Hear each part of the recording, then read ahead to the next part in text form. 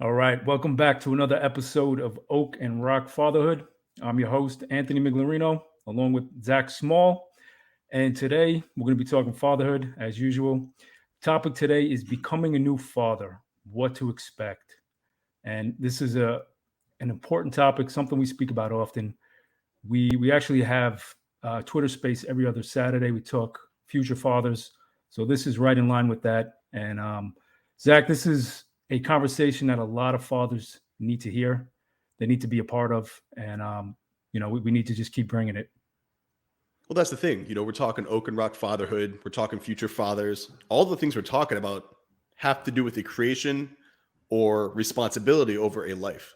And I say responsibility over because when we say new father, if you just adopted a child, if you were a foster parent and you took on a new child, if you adopted them because whatever tragedy occurred, you had to take on a kid, it doesn't matter how this child fell into your life, or if you it's your child and you're having a new baby. You are now a father. You are now filling the role of a father, and all the responsibilities that come with that title are on you. So when it comes to fatherhood, what we're talking about are men leading lives, raising the next generation, bringing kids up. And for a lot of fathers, they have no idea what that's like because unlike most other things in the world, you don't really get to test the waters. You might have young siblings, like a young brother or sister, and you're like, oh, I kind of know what it's like to be a dad. I had to help make their food. I had to help them, get ready for school as kids.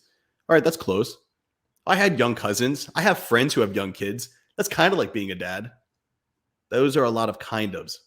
None of them are like a job where you can go work at a job and like, oh, I worked here and I don't like working at fast food. I quit. I don't like, weightlifting. I quit. I'm going to do cardio. I don't like doing this thing or that thing or that thing. I quit. And you can stop and never do it again and you can walk away. Fatherhood is not quite as simple. When you take when that life becomes your responsibility, that is for life. And there's not much that can give you the exact understanding as to what you're getting yourself into. So in this discussion, we want to address that head on. Is some of the things you can expect if you haven't had kids, some of the things you can expect as they grow, and some of the things that a lot of other people don't talk about that Anthony and I have learned along the way just through our experiences of being a father. A lot of things that are not in any books, they're not in any manuals, they're not in any YouTube channels. We're going to dive into the things that are undiscussed, like absolutely not being discussed by anybody because they're a little weird. Because being a dad comes with a lot of things that you're like, wow, I didn't even know I should be prepared for that thing. So there's a lot that fathers aren't expecting, and we're going to talk about them all to maybe help you get a better understanding as to what's coming your way or how you can better prepare for the things coming down the pipeline. So Anthony, when you had your kid, were you ready? Did you have it all lined out and know exactly what you were expecting and what you were getting yourself into? You know what, man? When you were talking, I was just thinking how crazy that when I became a dad 23, almost 24 years ago, I didn't have any of this, right? There was nothing available to me. Like just hearing you speak about the topic and the ideas that we're about to discuss, it's crazy that we now have it. We can bring it to the people. We can help fathers. No, when I became a father, I just turned 20, a month ago. My daughter was born. My wife was 19, and we were not ready at all, right? Thankfully, everything turned out very, very good. Everything went well. But my advice for new fathers, expecting fathers, you're going to be a father, right? We know 9 months prior. So I would say get prepared, right? Be ready for when this comes. And this is something I see so many men struggle with now who have kids. They don't have any knowledge or insight about what it is to be a good dad, right? They're just going off of tradition, what was done to them. So if you can take the time prior to your child being born, we talk about this all the time, right? Read books on parenting. There's so many good books. Eventually we'll have a list up for the parents. But read as many books as you can on parenting. I would say preferably peaceful parenting, positive parenting, gentle parenting. Learn how to be emotionally stable. Learn how to be a confident man who doesn't have to resort to inferior ways with violence, yelling, shouting, everything I always say don't do. And the objective, the goal that we really want is we want to raise healthy kids. And that starts not from when they're born. That starts when your wife is pregnant. And that starts with you forming bonds with her, showing that you care, that you guys are connected, because that child is alive, right? It's feeling everything that's going on in the home, and that's when the peaceful home environment starts. Um, Hopefully, long before that, you've done some inner work and you've become a better man. But I really can't stress enough that fathers need to be prepared. They have to be ready for what's coming because it's not easy. It's not easy being a father. Like I said, I just turned 20 when my first daughter was born. And for a long time, I was lost, right? I had to go through a lot of struggles. And if I can help fast track other fathers with that, so maybe instead of wasting time thinking about everything that they fucked up or that they're fucking up, they can use that time in a more appropriate way where they're actually helping their kids develop properly and helping their wife during the pregnancy and the birth. So get prepared, top priority.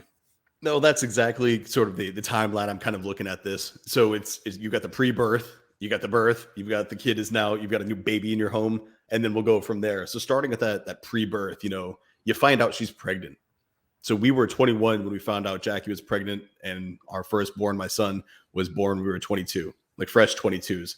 So we were a little bit after you, but still in that category of like trying to figure out what the fuck it means to even be an adult and do things on our own and go about the world, and you're kind of finding your way. But one thing that I have to stress, and it's exactly what you said, look, you have that little window of time.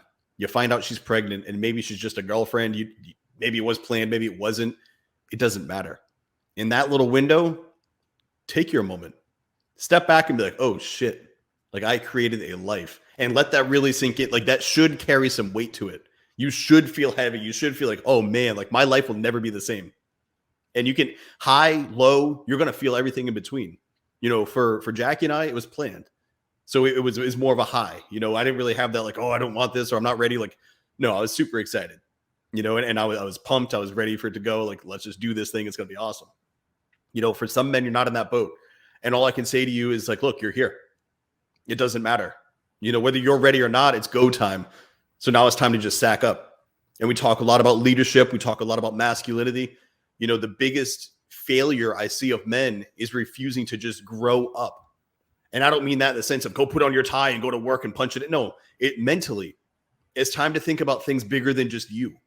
It's time to go like, all right, it was cool while you could just sit there and play video games and go out with your friends. And that was literally your day. Maybe you go out to the club or do whatever the hell you did at night, go to the bars. Maybe you just hung out at home and you just played beer pong all fucking night. Awesome. That's not your life anymore. That was fun. It's time to go. Like that chapter is closing because you have new priorities. And some guys try to cling to that because, well, if I let go of that, I'm going to be a boring dad. I'm going to be the guy who goes to his 9 to 5 and gets fat and does nothing and has no hobbies and has no joy. My sex life is going to die and being young and energized, that's going to go away. And that's not the truth. That only happens if you let that happen. That only happens if you fall into that weird routine. I'm 34 fucking years old. I'm still not doing that shit. That's not anywhere in my game plan to just sit and relax and do nothing.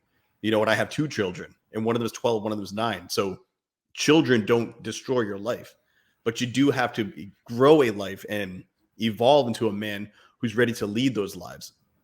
And I would say one of the biggest ones, or one of the biggest issues I see with men is they spend so much time thinking about like, oh, like, well, what do I do? And what am I going to do? And how am I going to be a good dad? And it's analysis paralysis. It's Anthony. It's like the dudes we see who are like, I'm going to start a business. And it's been a year. Hey, dude, did you start the business? Oh, no, I'm still planning the best marketing. Bro, it's been a fucking year. you got to do it. It's the same thing with these dads because that kid arrives and they still have made no progress. So for when that little window of time, when it hits, I think men really need to accept it, because when you do, then you can connect with your woman who's also going through her first time having a kid. It's also her first time figuring out like my body's changing. I've got this thing growing in me.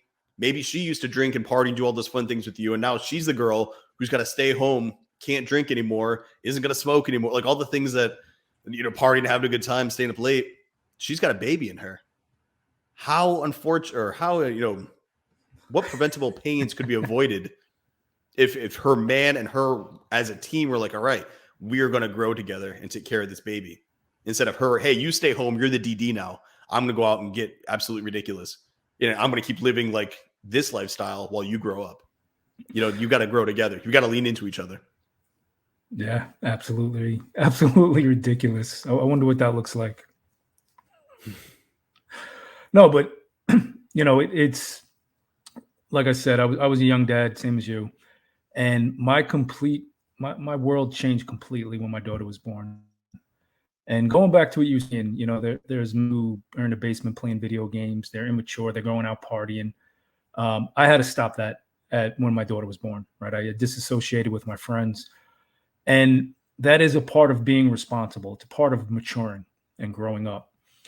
And it's the harder task is becoming the father, being a good dad. The easy task is continuing on your ways and dumping it all on the wife or the mother. So it's definitely something that men need to take better responsibility. And I will share one thing if I look back on, right? So a lot of this conversation, I'm like thinking back, man, when I was 20, I wish I had dudes telling me how to be a good father. They would, everybody was just telling me be a father. Okay, well, what type of father? But when I think back, I immediately my path was to go and work hard, right? To be a provider. And I do want to stress how important it is to be a provider, to provide for your family, to work hard, and have that element of masculinity and being the patriarch of your family. It's something that is obviously missing from society. It's needed more. But on the flip side of that, I will say that if you, again, going back to being prepared, if you have the opportunity and you're going to become a dad, realize that the first 3 years, maybe the first 5 years, are the most important time in that child's life for their development, their emotional intelligence, their personality. This is when they're a complete sponge and everything's getting absorbed. So if I could go back, I would have dedicated more of that time to my kids. I would have positioned myself in a different spot. I would have sold my house and bought a smaller house. I would have lessened my bills. I would have made my kids my top priority, right? I would have known. I wouldn't have been so worried about what did I needed to do in the next 3 years, right? My personal development. Did I need to go become a CEO or start a company? I would have dialed it back and I would have sat down with my wife and said, "Hey, listen, these next few years are going to be the most important in our life, and we have to have a plan. I want to be a part of it as much as I can. If that means we make less money, if that means that we have one car instead of two, whatever it is, that's what I actually would have done differently. Thankfully, I've worked hard and I've clawed my way to a pretty good position. But for the young guys who feel like they're stuck in that spot, always choose your child over a career. And I know this is going to sound weird. Choose that time wisely, right? I don't care if you're getting a promotion. I don't care if you have an opportunity to go travel the world. Make sure that you're spending those moments, those early stages with your kid. It's very important. Well, you're preaching to the choir, man. I was fucking deployed for my son's like first year of everything. It's going for all of it. That sucked. But again, if I could go back, I don't think I would change anything because it brought me here, and what a great place I'm at now. So it's hard to play that game, because this is a good spot. You're in a good spot. Would we be in these spots if we? So I don't know. Yeah, I wish I knew now what I knew then, but yeah. I'm here, and hopefully those who are listening to this are going to learn and pass things on. Before we go to birth and beyond, though, there's one thing I want to really stress. We could spend like 6 hours on this topic now that we're talking about it, but we don't have that time. We're going to try to hit this one hard, quick in, quick out. Maybe that's how, the child was brought to the world, but we'll see how it goes. Look, when you're starting this family, when you're figuring things out, it's important that you get your woman on the same page. The mother of your child, and I say woman because it could be your wife, it could be your girlfriend at the time, it could be a girl that you just hooked up with, and you're like, oh man, here we are, one night stand turns into a lifetime together. We've heard the stories. It happens. Make better decisions. So at this point, now you decide, well, here we are. What does our family look like? Hey, I don't want you going out anymore. I want you staying home, make sure you're getting your vitamins, your rest, taking care. I don't want you doing these things that you were doing anymore. I'm not either. I don't want you, I don't want us spending our money on these crazy things like you were saying. Let's lock things in and make sure we can take care of our needs. not just our wants. It was nice to want to go out. Like I said, if you're going out to eat, you're going to the club, you're going to the bar, you're going to these places, you're going to vacations. Well, now you've got to feed, you've got to nurture, you've got to shelter, you've got doctor's appointments galore. You've got all these things that are going to be heading down the pipeline. These come with expenses. These expenses, while not extremely extravagant, if not prepared for, can be missed. And you can find yourself really stressed out preventably by not planning ahead. So talking to your lady about, hey, we're going to make sure that we're eating right. We're staying active. She's going to be growing and having all these, image issues. Like, oh man, I'm fat. I can't get dressed. It hurts to sleep now. I can't roll over without pain. She's going to go through all this, and you can't just be like, shut the hell up, go to bed. Like, you've got to be there for her. She's got to know this is the man who's there on my highs and my lows. This is where all that leadership and the patriarch and all these things guys want. Now that's the time to start doing that patriarch shit. You want to be the king? Well, the king shows up when he's needed, and you are going to be needed when your woman is pregnant. She also needs guidance. We talk about leadership. Let her know what the expectation is. Let her know up front, like, all right, I'm going to be there for this kid. That's number one. Number two, we're going to give everything we have to ensure that this kid's going to be healthy, be happy, be taken care of. What does that look like? Maybe you've got to move out and move into your own place together. Maybe you've got to figure out your finances out while you're separated. It really depends on your situation. But the ultimate goal, the overall view here is that you have a plan. You have to have a plan. And plan for your money, a plan for your relationship, a plan for, your goals once that kid is born. All right. Is who's the godfather if you have that? What's the last name going to be? These things that you might not have had discussions on. Now is the time to have those discussions because the baby is coming. It's not like, oh, I'm going to call out sick when that test is there and I'm going to skip the test. No, you don't get to call out sick when the baby's going to be born. You got to face it. It's happening. And you have a deadline. So, within 9 months or sooner, your life is changing. You have that amount of time to figure out what the hell your game plan is to deal with it. So have those conversations. I mean, and obviously, if you're having a child with a woman, you should have already had it. You should already know these things, but maybe you don't. Yeah, exactly. And if you don't, and because we're doing YouTube right now, I'm looking at whomever's watching this. If you've not had those talks, I am speaking directly to you. You need to have them now. You need to have that game plan. You need to get her on board with where it is you're going, what it is you want to do. You need to hear her input. Is she going to breastfeed or bottle feed? Does she believe in that? Let him cry it out, or let's come up with a schedule. Or does she not care? Let's go off with the babysit. Like, these are weird conversations that you don't have unless you have a kid. Well, guess what? The kid's coming. So now it's time to have those talks. So don't let that opportunity pass you by. And I guarantee any father you meet that has recently had a kid or is still up to the toddler years, they probably would tell you exactly the same, that they wish they could go back and come up with a better game plan as to how they were going to do things. I wish I had a game plan. Jackie and I won it, man. We were by ourselves. I was stationed in Virginia. All of our family was in New England. It was literally her and I. Nobody at the hospital, nobody anywhere. They almost died when Coda was born, or my son was born, because he got stuck coming out. And that's a whole podcast we can do. But yeah, like Jackie and my son would not be here if it weren't for the incredible staff down at the Virginia hospital, because they had to do some emergency stuff. And 22-year-old me was freaking out. I was ready to kill everybody in that hospital, man. And then again, different story. But at that age, life comes at you quick. And now I figure we can shift over to birth, because once you see that baby, you hear that thing cry and you hold it in your hands, something will change in your life forever. And it's the craziest thing, but it's real. That sounds like a Hallmark card, but it's real. Because until that moment, that baby's in the woman. Yeah. She feels it. She feeds it. She loves it. She can do it. You can kind of hold on the outside, but you haven't touched it yet. And when that child is born, you're like, whoa. It'll like, change look at it, this. Man. Yeah, it really can, man. No, it definitely does, brother. Like I said, young father, and I remember that moment vividly. I went 20 years thinking I was a tough dude, thinking I had my shit together, that I could take on the world. And the moment my daughter was born, I just completely lost it. Right? I was like, wow, I don't know anything. What am I going to do? How am I going to handle this? How am I going to be a dad? I was in shock, right? It hits you. So, you know, when your child is born, I think the mission is always going to be the same, right? And this is anything in life. We always want to look to improve and get better. That should be the focus, right? Always making forward progress. Even if there's obstacles, even if there's a step back, we take two steps forward. It's just a common narrative that I run through my mind, right? Nothing's going to stop me from going forward. And, when your child is born, this is an opportunity, right? That the baby's here now.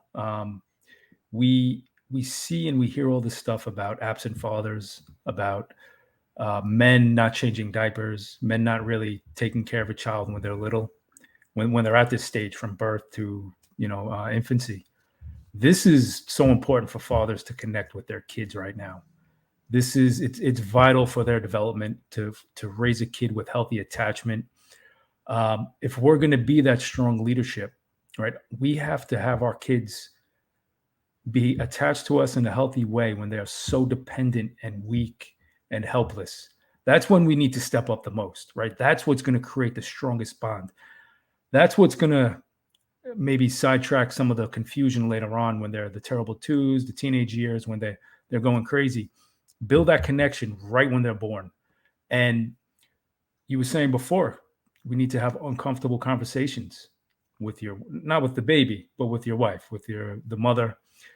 These are necessary. They're also important, right? You need to talk to your woman, your wife, about how we're going to raise the kid. Are we going to spank? We're definitely not gonna. That's a given. We shouldn't be doing that. But these are real conversations you need to have. Like you were saying before, are we going to bottle feed, breastfeed? Are we going to send them to daycare?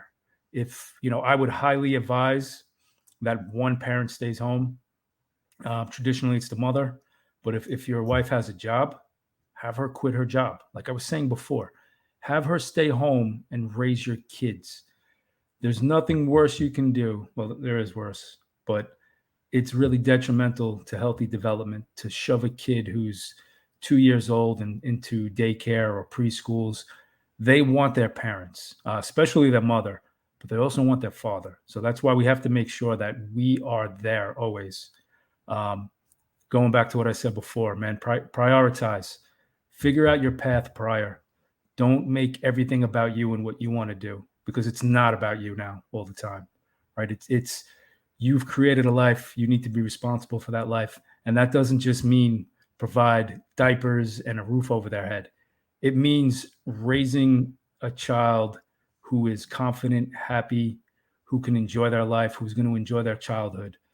So again, just having those conversations about what are we going to do when the kid acts up, right? What are we going to do when they get a little bit older and they tell us no? How are we going to handle those tough times? Have these talks with your wife. Have these talks with other fathers, because this is something dads don't talk about a lot, right? They don't say, what do you do when your kid says no? They say, well, I smack him or I send him to his room. That's a really bad parenting method. All that creates is distance. We want to keep creating connection. We want our kids to be close to us when they need us. Right? This way, later on in life, when we get to those chapters, they can securely and freely go into the world and be independent. But yeah. Yeah, you mentioned it a few times on how the kid's going to go to the mother, on how the mother's connection and how mothers should, and there in what you had just said, there were several references to the mother-child bond and how strong that is. And that is a real thing. But I think that highlights something too that a lot of new fathers struggle with. And they don't have the same bond with the child as the mother. And I've caught a lot of feedback on both sides, though, supportive and against when I say it. But a father does not love their child the same way a mother does, especially a newborn. I think the way a mother shows love and a father shows love is different, just man and woman.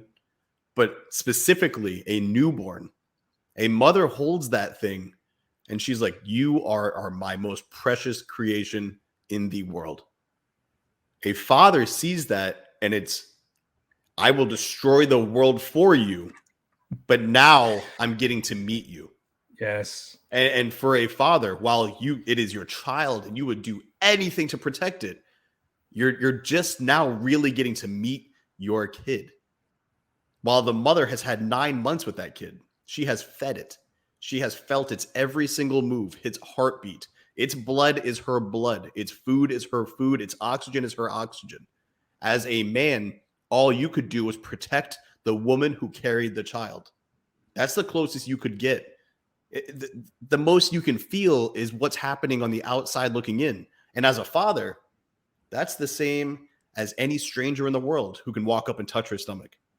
Everybody has the same access to that baby, but the mother. She has more.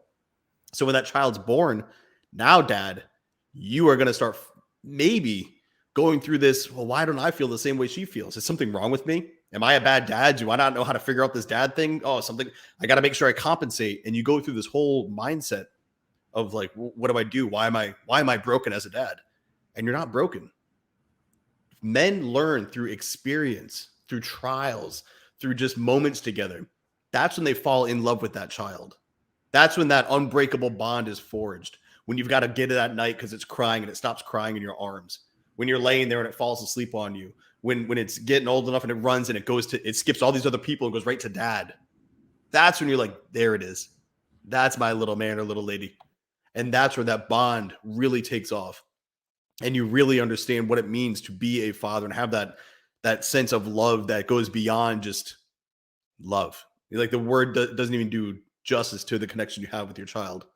So there's nothing wrong with new fathers. And we talk about what to expect. I expect there to be a little bit of a sort of observation that your lady loves differently than you love, and that it's okay. There's nothing wrong with that. That acceleration, it happens fast. But once that thing's in the world and it's yours, I still remember nights where my son would be crying. I'd be like, all right, I'll go get him, because I was gone so much that whenever I was home, I tried giving Jackie a break. I was like, look, I'm going to be gone for 2 weeks. You're a single mom for 2 weeks. So while I'm here for these next 5 days, I'll do whatever I can to just connect with this kid. So I'd sit there and I'd hold him. And there, Jackie has a photo of him and I, and I'm just dead ass fucking like exhausted. I've got nothing left because I worked all day. I'm there, and then he's up all night and he's asleep on me. And he had like these little camo like PJs that she had bought him, and I had my camo still on from work and passed out. I'm like, that little moment right there, that's my little man. And these little things you'll do for your children, you start to realize that as they go, your wife too, she is going to be a different woman. She's now brought something into the world that's greater than herself, because now she can give it energy and she can give it everything she didn't have. As a man, you can lead, and the way we talk a lot about on this channel, you can give that child everything that you love from your father and everything that you needed from your father, meaning you're giving that child a better father than what you had, making it from the beginning on a trajectory that's greater than yourself. You are creating something better than you are. You brought more energy into the world that you currently have. That's incredible. That's a great opportunity. So one of the things to expect is that while things get weird, as long as you keep showing up, you'll find yourself rapidly accelerating in your relationship with that kid. And in doing so, your lady, whatever category title she has, he's going to see this thing play out. And it's going to be a whole new dynamic to your relationship. And I guess that's something that we'll eventually dive, is now things change. Actually, we have a whole nother video dedicated to bringing back the passion. So we're not going to dive into the passion, but the relationship does change, because now you guys have to rely on one another for sleep, for feeding, for taking care of the stress, the things that come with this new lifestyle you're living. You've got to work together to find out what does right look like with this kid, and with you and I to stay, working together as man and woman while this kid is now there's like a third person in the relationship, and that third person is calling more attention than the other two. So having a kid does change your dynamic in your relationship, but it should strengthen it. It shouldn't be a division or any sort of wedge. And to your point, Anthony, I think the conversations had on what you're going to do, how you're going to do it, that's what makes the relationship stronger. That's what keeps that wedge from finding out, because it's a lot of, well, I don't know, or you should do this, or you don't really know what's going on. So you start getting defensive, and then you start blaming. And then all of a sudden, instead of being a team working together, you both have a scoreboard as to who's doing what or not doing what, or changing diapers, not changing diapers. It's just a recipe for disaster. And a lot of new parents, they're not having the talks, so they're finding themselves in that situation. Yeah. Even if there's stuff you don't know, there might be like a set way that you want to go down. So you need to be able to have that openness or that intimate relationship with your woman, and be able to tell her what your values are, what's important to you. Like I said before, no spanking. You know, if you're about to have a child or you have a child, and you need to sit down with your wife and say, hey, listen, we're never going to raise our hands to our kids. Right? If that's something that's of a high value to you, and I suggest that it should be, based on all the evidence of raising kids in a healthy manner. But something you were saying before, Zac, about the difference between mothers and fathers. You know, I see a lot of dads sometimes, they shy away from this role of being loving when the child's little. And when you were talking about it, it just made me think about, there's some men I've seen and I've witnessed this, that they look very awkward holding the baby. It's they feel like it's not natural to them because they don't hold the baby like the mother does, but they shouldn't be, right? That love that the mother has, like you said, is her own. Men need to not shy away or disconnect from their kids because of silly things like that, right? Hold your kid like a man holds his kid. It's perfectly fine. You were saying before that a mother cuddles with her child. Absolutely. Dads bounce the kids on the leg, right? It's just a different thing that kids need. They need that balance. They need both, right? They need to be secure and protected by the mother when they're an infant, and they need to be, you know, shown boundaries and limits, and maybe, you know, get a little creative with the father. We need to have that balance. And I know we're going to have a podcast on that as well. You know, a difference between a mother and father's love. So I don't want to give too much away. But I will say, you know, one more thing with what to expect. And we spoke about this many times, and I definitely want to get your opinion, your take on this. But when we become a dad, we think that that is our only role now. And you know, the first thing that popped up into my mind is the dad bod, right? Men, they stop taking care of themselves physically, and they center all their attention and all their time on the child and on the wife or the mother. And it's really important. You know, we were just talking about how important it is to take care of your kids and nurture them, be with them. But it also is important to have that solid frame, to be able to be that oak and that rock, to be able to provide all that goodness to your kids. If you're not physically capable, if you're not mentally capable, your family's going to suffer, right? You still need to take care of you. This is just should be the standard, right? Men shouldn't stop taking care of themselves because they have a family. They should be doing things more. They should be taking care of themselves more. And because ultimately you're going to be the example to your family, right? You're going to be the example on, we should go and exercise and lift weights. We should eat healthy. We should have, you know, money saved for a rainy day.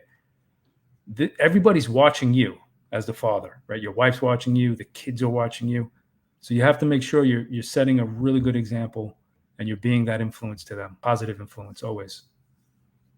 No, absolutely. I completely agree. You know, when you look at it and you look at the dad bod, you know, epidemic going on, it reminds me a lot of the whole marriage issues that we see. It's like you get married and, oh, I made it to the finish line. I got the girl. So now I can stop with my hobbies. I can stop with my attire. I can stop trying to be an attractive man because I'm a husband now. So what do I care? I've got a wife. And you let it go and you wonder why your wife let it go. And you're like, well, she's fat. Well, bro, you're fucking fat. Like, come on, man. Let's not point the finger. Like, you don't do anything. Why are you mad at your wife? Like, you're doing literally nothing that inspires anyone to want to maintain a standard or a sense of attraction to you. So for some, they make it past that though. Their marriage is locked in. They're having a good time. And here's the thing. If in my situation, you know, yours, when you're younger and you're having kids, you never really hit that point of even wanting to calm down. You still have that energy. You're still focused and trying to prove something in your life. So when you go at it and then you have a kid into the mix, it becomes a major, I'm going to say anchor, but don't take that negatively. But you have a whole new weight that you have to carry. So that anchor that's tossed on you, it does slow things down because like, all right, whoa, you know, we've got to slow things. We can't just go on this vacation. We can't just, you know, live crazy and who cares about our job? You know, money comes, money goes. Like, no, we really need to focus on what are we doing here. So you're more intentional with your steps. Now that temporary transition period should not lead to a permanent, you know, lowering of your standards. So yes, right when you have the kid, right when things are new, right when things are changing, you're going to miss some workouts. because you're going to be staying home or whatever. You're going to be too tired. You're just not going to go to the gym. Look, that happens throughout life, though. I recently shared it, and our buddy Phil Foster was slamming me. Moving from Rhode Island to North Carolina, I slipped off my nutrition. I slipped off my training. And I was like, man, like all these hard edges are getting a little soft. Like I slipped a little. Well, that doesn't mean, all right, this is my life now. No, it's time to get back in the saddle. Time to lock things in. So shout out to Phil. I'm back on it and then, crushing it. So things are great on his training program, philfosterfitness.com. But when you have a child and you go through that same phase, you get back on the horse. Yeah, you had a kid. Yeah, you might have gone out to eat a few times. Yeah, you might have been staying home and not really doing your thing. You still have duties as a man. You still have to go, all right, cool. Things are locked in. My lady and my kid are taken care of. I got to get back to the gym. Not only is that great for stress management and sort of mental therapy for the stress that will build from being overtired, but it also gives you a whole new sense of drive in that gym. When you're working out, you're like, man, I've got a wife. I've got a child. I have something greater than myself. I need to be as strong and capable as I possibly can be for as long as I can be. When I lift now, sometimes my head goes into like, all right, not only am I trying to be jacked and lean just because its aesthetics are great, but I want to be the grandfather. I want to be the dude who's 75 plus who can still hang with these kids. I don't want to have these preventable issues. I don't want bad joints. I don't want all these issues that come with, sedentary living and overconsumption. I want to be lean and focused and be able to play and climb and run and jump and just have a lot of fun. That's who I want to be. So I'm working on that now in my 30s. So in my 70s, I'm just cruising. I set a solid foundation. When you're lifting because you have a newborn at home, it's as much for like I said, your mental health as it is for your future health with that child. And the same thing for your wife. She went through pregnancy. Her body is all trying to figure itself back out. Literally, her organs are all shifted around. She has to find herself again. So what does the new you look like? Well, the new you had better get back in the damn saddle and start focusing on what you need to do. And to grow at work, that shouldn't come with the expectation that you are now absent at home. Maybe it's time to reevaluate what you're doing at work. What do you really want? Now that you have a kid in the mix, do you really want to be that CEO? Because you'll be making a lot of money who can buy a lot of presents, but you put literally zero presents in your child's life and they don't know who you are. Is that still your goal? It sounded good when you're by yourself, but now that you have a kid and you miss them, you miss their birthday, you miss their friends, you miss their events, you miss their games. Is that really worth it? These are things you'll start thinking of. You can't just go in the routine also, though, of you make every single game. You make every single thing about your child and you do everything there for them, but you do nothing for yourself. You can't self-sacrifice your way to happiness either. There's a balance there. And as you know, we went to some conventions and I remember giving a speech and on the stage, I'm like, look, right now I'm missing a Little League baseball game. I'm on this stage giving this presentation and my son is pitching in a game. Sometimes you are going to miss things, but neither can be the default. You can't always be 24/7 present dad and husband. And you can't always be 24/7 present dad and work, or rather worker and, go-getter. But you do have to make family, or my opinion is family is the cornerstone. You should err on the side of being there for the family. You should err on the side of giving your family more than anybody else gets. And while you might miss some things, it should not be normal for you to miss things. That should not be normalized ever. And so just like going to the gym, just like, refiguring out your priorities with work, you need to find a balance. And as that kid ages, your balance, the weights shift on that scale. And where do I fit in now? Because fitting in with a 2-year-old is different than a 7-year-old, which is different than a 12-year-old. And that's my experience. But to go on to where you're at, Anthony, as they go through the years, I'm sure that balance keeps on shifting. Where are they now? Once they're driving, where are they once they're working? How do you fit? And you're constantly looking at yourself. But as long as family's the cornerstone, your priority, it's like your north on the compass. You know what north is, and you kind of calibrate around that. How can I calibrate around family? And we'll figure it out. And we're both living this. We're both having great personal, look what we're doing right now. This is us, just doing our thing, talking about family and fatherhood. But we're able to live that passion. We're able to have that sense of self while raising families. We're not just dad. We're not just husband. We're also men on a mission. So you don't have to lose yourself. Weak men do. Don't be a weak man. Don't allow yourself to fall into that very comfortable rut that men fall into. And if you do that, you're going to find yourself going through that preventable, and I'm fighting with my kids as 2-year-olds and teenagers. Oh, my wife and I haven't had sex and we're always at each other's throats. Oh, my job doesn't respect me. Your whole life is trash because you're not giving any of it your best. You're kind of just existing. And once you have a kid, it's not time to just exist. It's time for you to really focus and live your absolute best self out. Well said.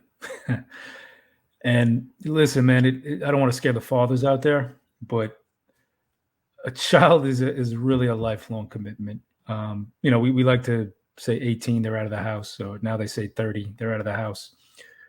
But there's so many different levels to this, right? Once you think that you have the potty training thing done, there's a next level that you have to master. Once you get them to go to school, right? Then that level, there's one after that. They become a teenager. There's always these levels that you have to keep achieving. You have to keep improving as a father. And I think it's real important to notice, right? One thing about becoming a new father that we didn't mention yet is to have a good support staff. And I don't mean just in-house. I mean other men, to have good friends, to have good other men, to hold you accountable, to make sure that you are continually raising that standard, that you're just not staying stagnant. Because if you're not growing, you're dying, right? It's an important saying, and it's true, right? You have to keep improving as a father. You should be improving in all areas of life, but more so with fatherhood, because you have people watching you. You have people learning by your examples. So to have that support team, right? To have other men having the conversations about how we can be better fathers, saying, "Hey, listen, man, I've noticed that you're having a hard time. This is what I did. This is what I went through." That just being open like that is not only a gift for you, but it's a gift to show your kids, to have relationships with people that are healthy, where you guys can in a sense be your true self, right? You don't worry about sharing where you struggle. People aren't going to judge you. They're not going to, if you're around good men, they're not going to run away when you tell them, "Hey, listen, man, I'm struggling with my kid. I can't get him to eat his vegetables." We're not going to be like, "You're weak, bro," right? Man up. We're going to offer advice. We're going to offer some real support.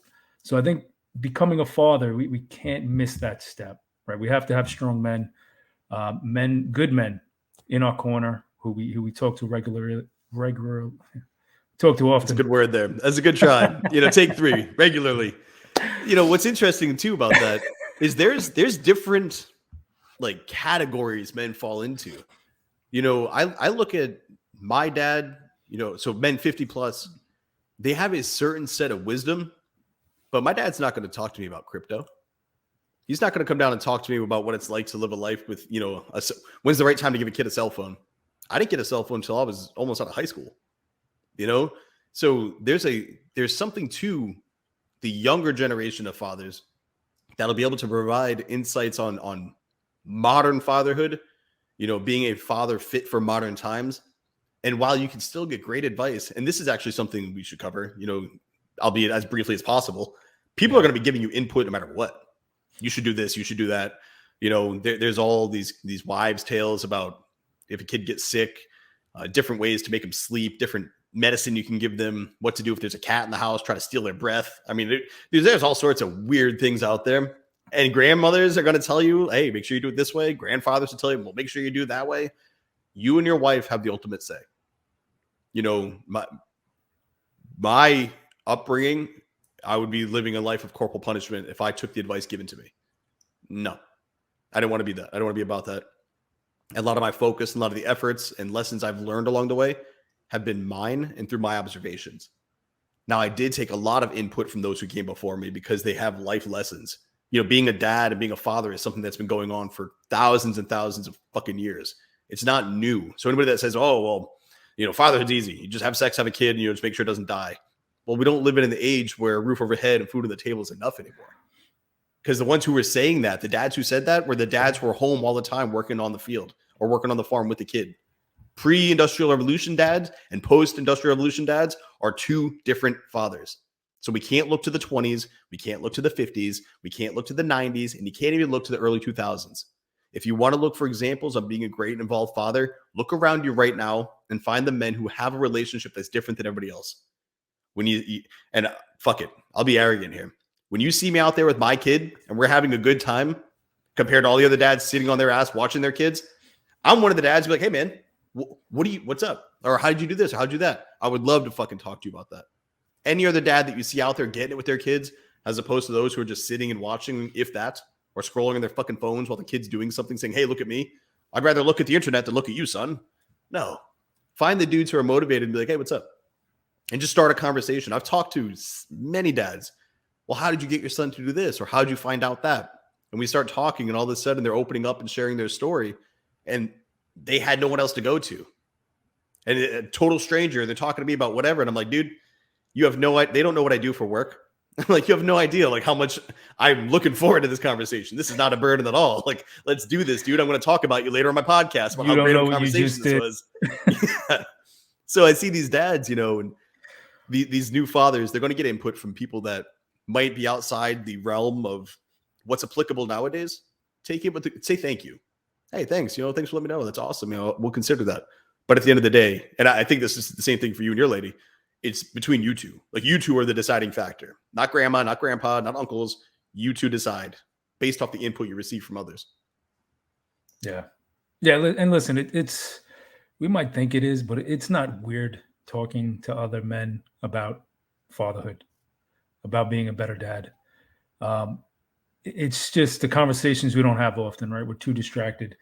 So to let all the fathers know, the ones who are listening, Zac and I, we run a live Q&A every Wednesday night. If you have questions, show up, put us on the spot. We love the challenge. There's so many different aspects and elements to being a father, to being a parent. And, we invite the challenge. We invite the questions. Make sure you're jumping on, checking us out. And again, you don't have to go at this alone. I can't emphasize that enough. Reach out, talk to other men, talk to men in your community, online, anywhere. This is what we're the movement is here. It started, right? Strong Fathers. We're talking about it often, just about every day. So join in the conversation, be a part of it, right? This is what we're doing here in Oak and Rock Fatherhood. It's part of our lives now. And it's a good spot to be in. I'm excited for the continued growth. And, really tune in, hit the like and subscribe button. And we appreciate you guys for watching.